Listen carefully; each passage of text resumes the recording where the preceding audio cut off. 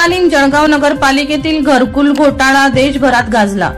या घरकुल घोटाळ्यात न्यायालयाने दोषी ठरवलेल्या 48 नगरसेवकांवर दंडात्मक कारवाई करण्याचे आदेश उच्च न्यायालयाने 2013 मध्ये बजावले।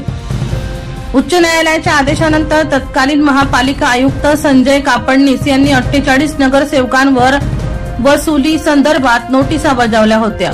प्रत्येक दोषी नगरसेवकांकडून 1,16,00,000 रुपये वसूल करण्याचे नोटीसमध्ये म्हटले होते।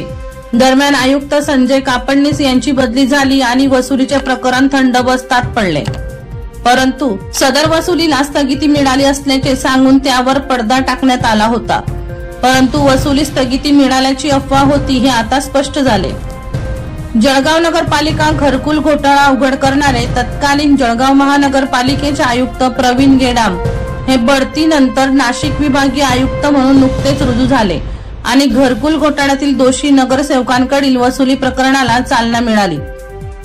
प्रवीण गेडाम हे विभागीय आयुक्त पदी रुजू होताच जागरूक नागरिकांनी गेडाम यांची नाशिक येथे भेट घेऊन घरकुल घोटाळ्यातील दोषी नगरसेवकांकडून न्यायालयाने दिलेल्या आदेशाप्रमाणे वसुली होत नाही, त्यात विभागीय आयुक्त म्हणून आपण लक्ष घालून ती वसुली करण्यास महापालिका आयुक्तांना निर्देश द्यावेत, असे प्रवीण गेडाम यांना दिलेल्या निवेदनात म्हटले आहे।